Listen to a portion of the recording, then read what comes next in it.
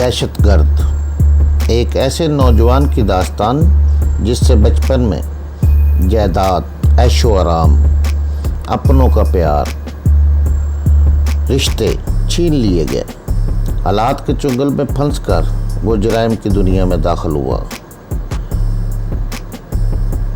मुहिब वतन होते हुए मुल्क दुश्मन करार दिया गया। इंडिया गया तो कदम कदम पर मौत ने घेरा, मगर उसने इंडिया में इंडिया की बैंड बजाए रखी।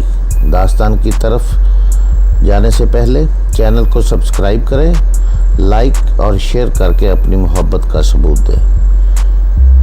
एक दिल हिला देने वाली दास्तान, दहशतगर्द किस्त नंबर 33। मैंने तमाम फाइलें दोबारा सूटकेस में बंद की, सिर्फ ग्लोरिया की रिपोर्ट निकाल ली और कमरे से बाहर निकल आया। अली मुराद बराबर वाले बरामदे में बैठा था। मुझे देखते ही वो एक लपक कर मेरे पास आया और बोला, खैरियत तो है साईं, आपकी तबीयत तो ठीक है ना? मैं ठीक हूँ अली मुराद, मैंने थके हुए अंदाज में कहा। तुम वो सूटकेस दोबारा वहीं रख दो और बहुत ज़्यादा एहतियात की ज़रूरत है, वो सूटकेस बहुत अहम है। मैं यह कहकर इस कमरे की तरफ बढ़ गया जिसमें ग्लोरिया और तैमूर को छोड़कर आया था। मुझे देखते ही ग्लोरिया उछल कर खड़ी और बेताबी से बोली, कहाँ है वो रिपोर्ट? मैंने बगैर कुछ कहे वो रिपोर्ट जेब से निकाली और उसके हवाले कर दी।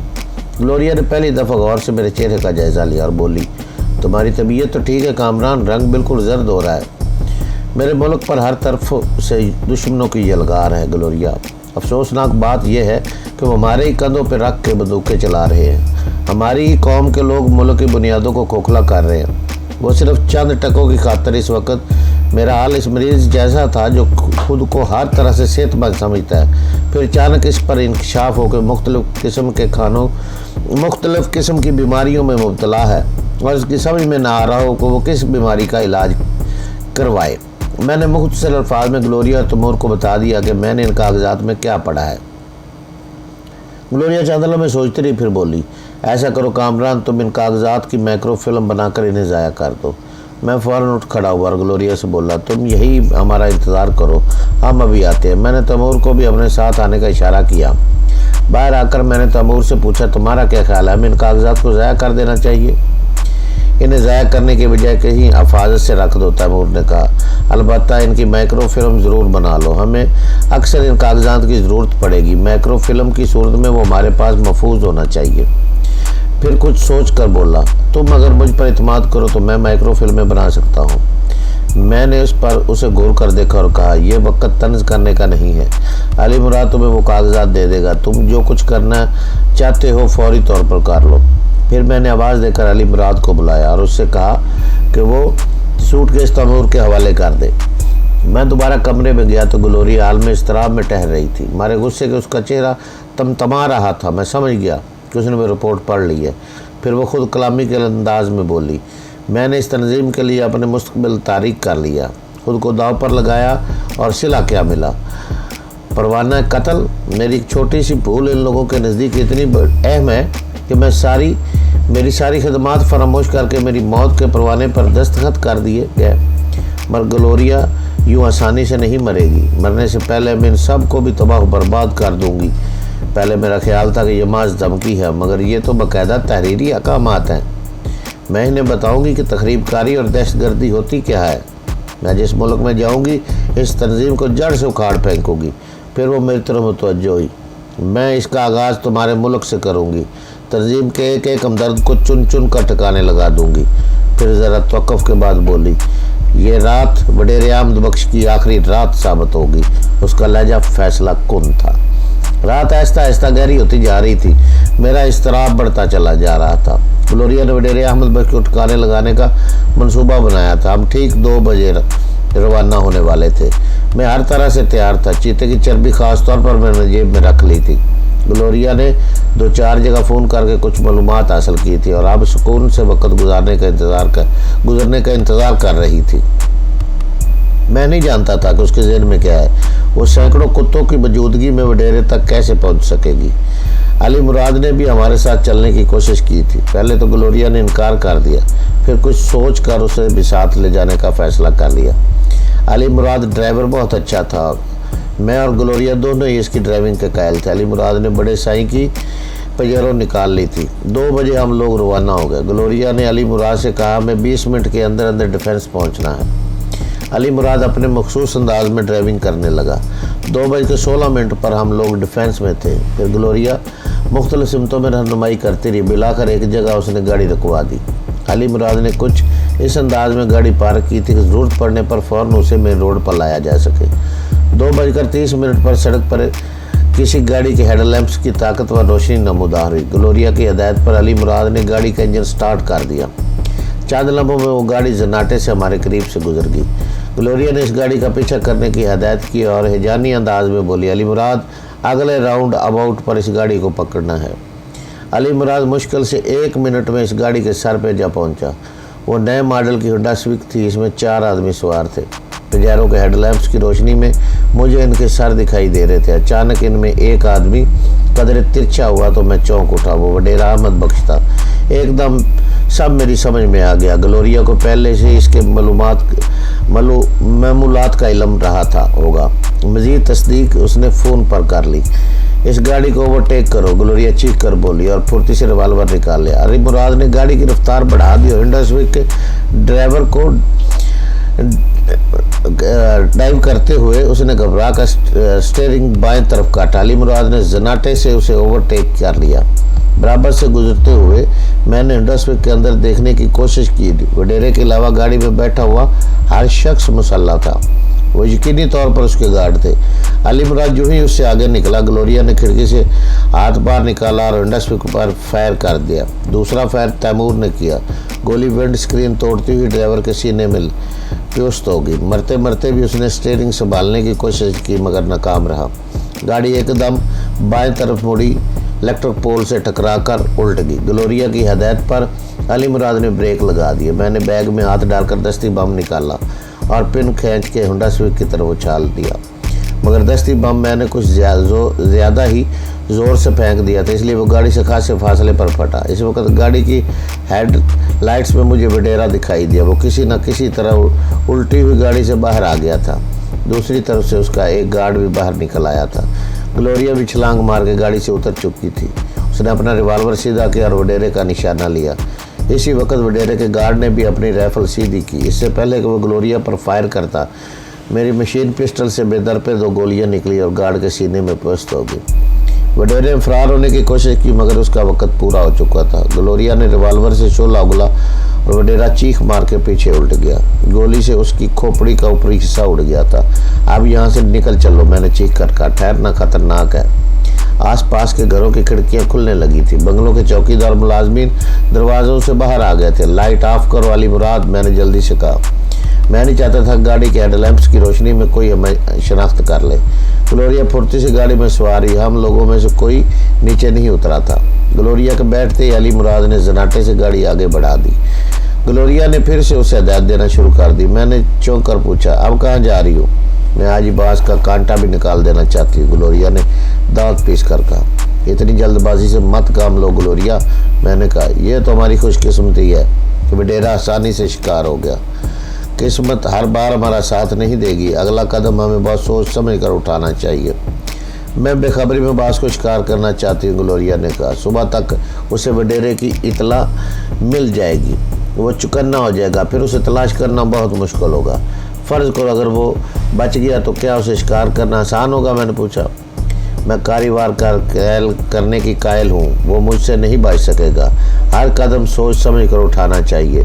बास कोई भेड़ का बच्चा नहीं है कि हमारे इंतज़ार में बैठा होगा कि हम लोग जाएं और उसे ज़िबा कर दें। मुझे ग्लोरिया के हठधर्मी पर गुस्सा आ गया। वो बेसाख्ता हंसने लगी और बोली, तुम बिल्कुल बच्चों की तरह गुस्सा करते हो। तुम कहते हो तो इस काम को कल तक मुलतवी कर देते हैं। मैंने इसकी बात का कोई जवाब नहीं दिया, बस खिड़की से बाहर घूरता रहा। ग्लोरिया एक मरतबा फिर अली मुराद को हिदायत देने लगी। हैरत की बात यह थी कि अली मुराद ऐसा अक्खड़ शख्स इसकी हर बात चूँ चराम कैसे माने जा रहा था। अब कहाँ जा रही हो? मैंने फाड़ खाने वाले अंदाज में पूछा। अभी मुझे सुकून नहीं मिला, ग्लोरिया ने तुंद लहजे में कहा। अभी मैं एक और शख्स का हिसाब बेबाक करूँगी। मैंने उसकी बात का कोई जवाब नहीं दिया। तकरीबन 20 मिनट बाद उसने गाड़ी रोकने की हिदायत की। मैंने गाड़ी से बाहर झांका। वो शायद कुरंगी का इंडस्ट्रियल एरिया था। अंधेरे में कुछ वाज़ेह दिखाई नहीं दे रहा था। रास्तों पर मैंने कोई तवज्जो नहीं दी थी। मैंने अली मुराद से पूछा तो उसने मेरे अंदाजे की तस्दीक कर दी कि हम इस वक्त कुरंगी के इंडस्ट्रियल एरिया में खड़े हैं। सड़क के दोनों तरफ घनी झाड़ियाँ थी और ख़ासे फासले पर कुछ इमारतों के ओले दिखाई दे रहे थे। ग्लोरिया की हिदायत पर अली मुराद ने गाड़ी झाड़ियों की ओट में खड़ी कर दी। वहाँ से हम पैदल इस तरफ बढ़े जहाँ इमारतें नज़र आ रही थी। मेरी समझ में नहीं आ रहा था ग्लोरिया यहाँ क्यों आई है। कुछ दूर चलने के बाद मैंने उससे पूछा कि कम अज़ कम इतना तो बता दो कि हम यहाँ किस चक्कर में आए हैं। हम एक बिस्कुट फैक्ट्री की तरफ जा रहे हैं। उसका मालिक भी तंजीम का वफादार है, मगर इस वक्त वो यहाँ नहीं मिलेगा। एक इटालियन की तलाश में यहाँ आई हूँ। फैक्ट्री के मालिक ने उसे यहीं ठहराया है। इससे ठहराने की कोई जगह और नहीं मिली थी उसे? मैंने तंजिया लहजे में पूछा। यहाँ रहकर रोज़ाना नकलो हरकत कर सकता है, स्मगलर से डील कर सकता है। घर या होटल में हो तो आज़ादी से काम नहीं कर सकता। ग्लोरिया ने वजह से इटालियन है कौन? मैंने पूछा। वो नस्लन यहूदी है, तंजीम के ज़िम्मेदारों में से एक है। मुझसे पूछ-गूछ के लिए जो लोग बाहर से आए थे इनमें ये भी शामिल है। इस वक्त इसके तसव्वुर में भी नहीं होगा कि मौत उसकी तरफ बढ़ रही। ग्लोरिया का लहजा सर्द और शफाक था। इस दौरान में हम एक वसी अर्ज फैक्ट्री के गेट पर पहुंच चुके थे। ग्लोरिया ने अली मुराद को आगे की तरफ भिजवा कर कहा कि चौकीदार से तुम बात करो, वो भी सिंध के इलाके का रहने वाला है। तुम्हारी बात सुनकर वो आसानी से गेट खोल देगा। हम लोग गेट के दाएं और बाएं छुप कर खड़े हो गए। अली मुराद ने आगे बढ़कर ज़ोर से गेट पर दस्तक दी। दस्तक की आवाज़ सन्नाटे में दूर तक गूंज उठी। दस्तक के बाद किसी ने बुलंद आवाज़ में पूछा, कौन है भाई? साईं, हाँ परदेसी, हाँ तेत मंजो दोस्त, हाँ साईं मैं परदेसी हूँ, यहाँ मेरा एक दोस्त होता है। अरे बाबा केड़ो दोस्त? अरे बाबा कौन दोस्त? अंदर से जलाई हुई आवाज़ सुनाई दी और दरमियान वाला मेन फाटक की जेली खिड़की खुल गई। दूसरे ही लम्हे एक चेहरा सामने आ गया। उसने जो ही सर बाहर निकाला तैमूर ने लपक कर इसकी गर्दन दबोच ली। उसके अलग से औक की हल्की सी आवाज़ निकली, फिर वो धड़ाम से बाहर आ गिरा। इसके कंधे पर राइफल झूल रही थी। अली मुराद ने आगे बढ़कर फ़ौरन राइफल पर कब्जा जमा लिया। फिर तैमूर ने उसका गिरबान पकड़कर उठा लिया और उसे झटका देकर बोला, ज़रा सी भी आवाज़ निकाली तो ज़िबा कर दिए जाओगे। चौकीदार थोड़ी देर को परेशान सा हो गया, फिर संभल कर बोला, क्या बात है साईं, आप लोग क्या चाहते हैं? साहब का मेहमान कहाँ ठहरा हुआ है? तैमूर ने उसके गिरबान को एक और झटका दिया। साहब का मेहमान अंदर ही है जी। और तैमूर ने जनाटेदार थप्पड़े से उसका जुमला अधूरा रह गया। ये हम जानते हैं वो अंदर है। मैंने पूछा था वो किस जगह ठहरा हुआ है? आप उधर से सीधे जाओगे तो सबसे पहले फैक्ट्री का दफ्तर आएगा। इस फैक्ट्री दफ्तर में फैक्ट्री का स्टाफ बैठता है। इसके साथ ही स्टोर है। इसके बिल्कुल साथ साहब का कमरा है। इस पर साहब के नाम की तख्ती भी लगी है। साहब के कमरे के सामने बड़ा सा एक हाल है। इस हाल में जाओगे तो बिल्कुल कोने में एक कमरे का दरवाज़ा नज़र आएगा। इस कमरे में मेहमान ठहरा हुआ है। मैं तो समझ रहा था कि इस दरवाजे के पीछे एक और दरवाज़ा होगा। तैमूर ने हंस कर कहा। फिर अंदर छोटी सी एक कोठरी होगी। इस कोठरी में तो एक पिंजरा लटक रहा होगा और इस तोते को चोरी खिलाओगे तो वो सलाम करेगा और फिर उस मेहमान का पता बता देगा, मगर अंदर जाते वक्त मुड़कर मत देखना वरना पत्थर के हो जाओगे। ऐसा ही चौकीदार ने हैरत से तैमूर को देखा। फार गार्ड से तैमूर, मैंने झंझला कर कहा, इस वक्त तो तुम्हें मजाक सूझ रहा है। अब उसे कुछ देर के लिए अंदर ले चलो। 1 मिनट, तैमूर ने कहा। फिर वो चौकीदार से बोला, दूसरा चौकीदार कहाँ है? उसने गालबन अंधेरे में तीर फेंका, वरना उसे क्या मालूम था कि यहाँ कोई दूसरा चौकीदार भी है। दूसरा चौकीदार ने थूक निकल कर कहा, वो भी अपने कमरे में सो रहा होगा। अभी आधा घंटे पहले वो सोया है। इसका कमरा किधर है? तैमूर ने पूछा। उसका कमरा फैक्ट्री के पीछे है साईं, चौकीदार ने जल्दी से जवाब दिया। तैमूर ने अचानक रिवाल्वर की नाल की तरफ से पिस्टल पकड़ा और दस्ता चौकीदार के सर पे दे मारा। वो लहराता हुआ ज़मीन की तरफ गिरता चला गया, मगर उसे गिरने से पहले ही तैमूर ने थाम लिया। फिर अपने बैग में से रस्सी निकाल और चौकीदार के हाथ पाँव बांधकर उसे फैक्ट्री के बाहर ही डाल दिया। इससे फारिग होकर हम अंदर की तरफ बढ़े। चौकीदार ने वो तमाम गुफ्तगू उर्दू में की थी, इसलिए ग्लोरिया के पल्ले कुछ नहीं पड़ा था। वो बार बार मुझसे पूछ रही थी कि हमारा शिकार कहाँ है, मगर मैंने जानबूझकर उसे नहीं बता रहा था। हम लोग इस वक्त खुले मैदान में थे। मैंने सोचा कि अगर इस वक्त कोई फैक्ट्री के ऑफिस में मौजूद हुआ तो हमें दूर से ही देख लेगा। बिलाखिर हम फैक्ट्री की इमारत तक पहुंच गए। चौकीदार ने हमें गलत नहीं बताया था। एमडी ऑफिस के सामने वाला बड़ा हॉल था। मैंने बहुत एहतियात से दरवाजे का हैंडल घुमा दिया। दूसरे लम्हे दरवाज़ा खुल गया। हम दबे पाँव अंदर दाखिल हो गए। मैंने अली मुराद को गेट पर निगरानी के लिए छोड़ दिया। यहाँ भी मैंने तैमूर को हॉल के बाहर छोड़ दिया।